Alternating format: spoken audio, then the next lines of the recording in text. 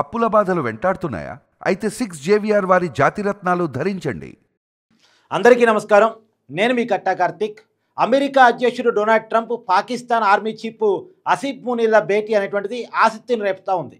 నిజానికి అమెరికా అధ్యక్షుడు పాకిస్తాన్ అధ్యక్షుడితో భేటీ అయినా, America defence minister Pakistan defence మినిస్టర్తో భేటీ అయినా, అమెరికా విదేశాంగ మంత్రి పాకిస్తాన్ విదేశాంగ మంత్రితో భేటీ అయినా, లేదు America army chief Pakistan army చీఫ్తో భేటీ అయినా అది కొద్దిగా వేరేగా చూడొచ్చు.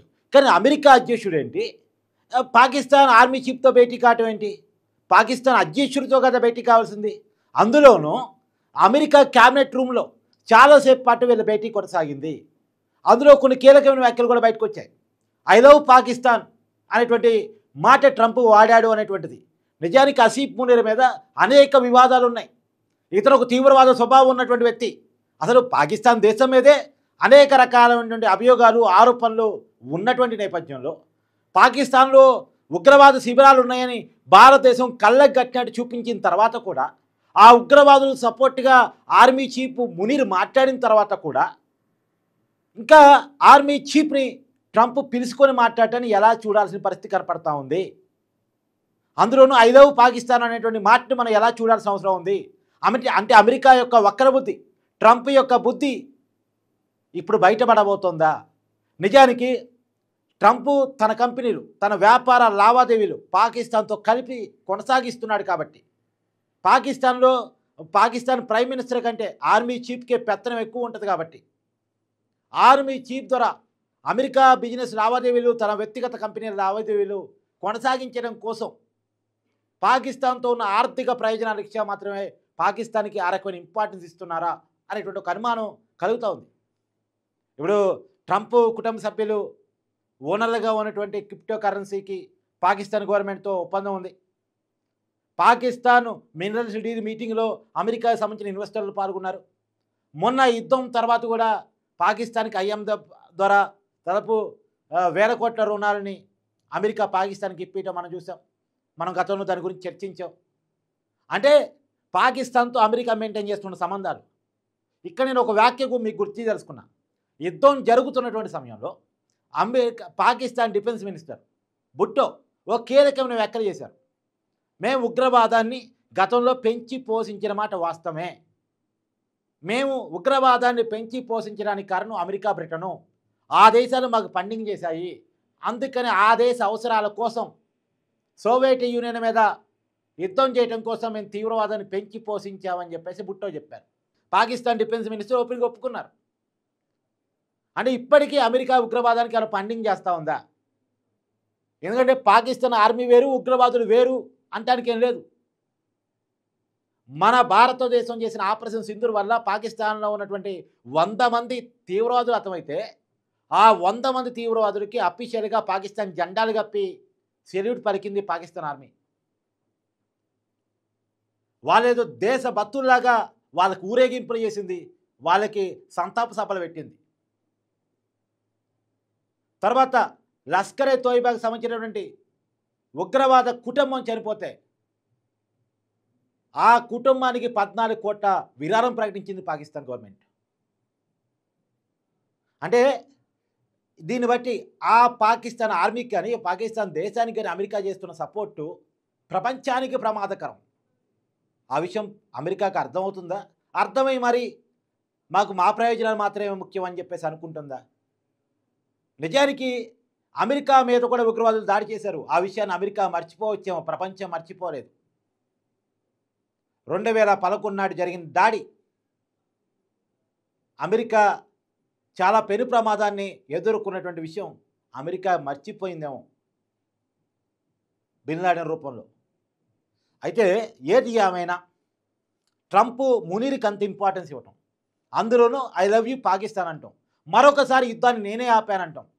ఆల్రెడీ మన మోడీ గారు ఫోన్ చేసి మరీ చెప్పారట ట్రంప్ గారికి, ఆ యుద్ధం ముగియటానికి మీకు ఏ సంబంధం లేదు. ఆ యుద్ధం భారత ఆర్మీ, పాకిస్తాన్ ఆర్మీ కలిసి తీసుకున్నప్పుడు డెసిషను. ఇది పాకిస్తాన్ భారతదేశం మధ్య యుద్ధం ఆగటం, సీజ్ ఫైర్ చేసుకోవడం అనేది అది కేవలం ఆర్మీ తీసుకున్నటువంటి డెసిషను. దాంట్లో మధ్యవర్తికి, మూడో వ్యక్తికి సంబంధం లేదు అనేటువంటి విషయాన్ని ఇప్పటికే మోడీ గారు అనేక మార్లు చెప్పారు. నిన్న కూడా అంతర్జాతీయ వేదిక మీద చెప్పారు. మనకేం మొహమాటాలు లేవు, మన దేశానికి ఏం మొహమాటాలు లేవు. కానీ ట్రంప్ చూపిస్తున్నటువంటి, అమెరికా చూపిస్తున్నటువంటి ఈ వైఖరి మాత్రం ఖచ్చితంగా ప్రపంచాన్ని ఇబ్బందులు పడేసేలా ఉంది. ఉగ్రవాదాన్ని పెంచి పోషించేలా ఉంది.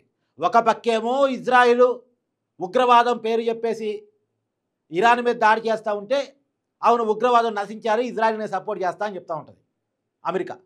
మరి అదే ఉగ్రవాదం అంతకంటే ఎక్కువ, ఇరాన్ కంటే ఎక్కువ పాకిస్తాన్లో ఉంది స్వామి అంటే, మళ్ళీ అదే పాకిస్తాన్ సపోర్ట్ చేస్తూ ఉంటుంది. అంటే ఈ ద్వంద్వ వైఖరిని ఎలా అర్థం చేసుకోవాలి?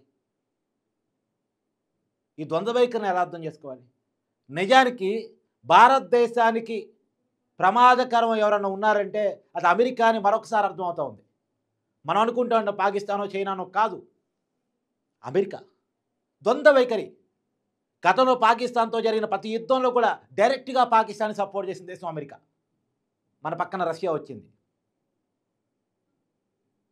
గతంలో చరిత్ర, అది చరిత్ర చెప్తున్న వాస్తవం. అది ఇప్పటికీ అమెరికా తన వైఖరిని కానీ తన బుద్ధిని కానీ మార్చుకోవాలి.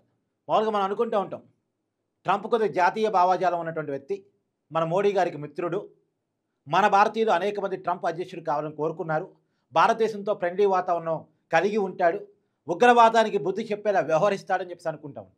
కానీ అందుకు భిన్నంగా ట్రంప్ వ్యవహరిస్తున్న తీరు, తన ఆర్థిక ప్రయోజనాల కోసం, అమెరికా ప్రయోజనాల కోసం దేన్నైనా సపోర్ట్ చేయడానికి వెనకాడనటువంటి మనస్తత్వం, ఇది నిజానికి ప్రపంచానికి ప్రమాదకరం.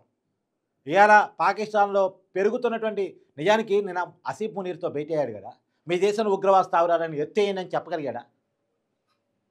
పహల్గామ్ దాడిలో పాల్గొన్నటువంటి ఉగ్రవాదులను భారతదేశానికి అప్పచెప్పండి అని చెప్పగలిగాడా?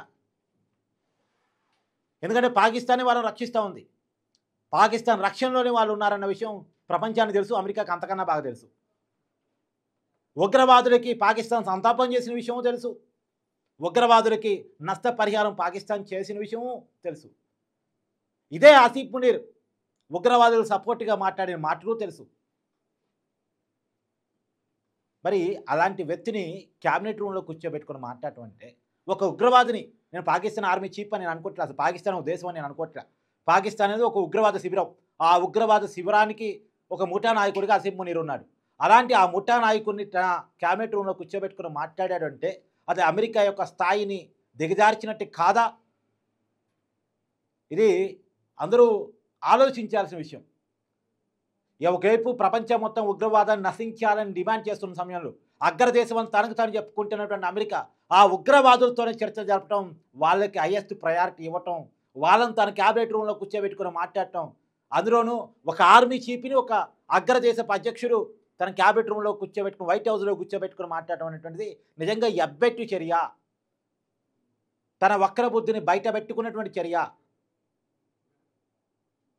ఏది ఏమైనా ఒకటి మాత్రం వాస్తవం, భారతదేశం యొక్క కీర్తిని, భారతదేశం యొక్క ఘనతని ప్రపంచం ఒప్పుకోకుండా, ప్రపంచం భారతదేశం మీద జరుగుతున్న కుట్రని ఎంకరేజ్ చేసే విధంగా చాలా దేశాలు కుటిల యత్నాలు పాల్పడుతూ ఉన్నాయి, కుటిల యత్నాలు.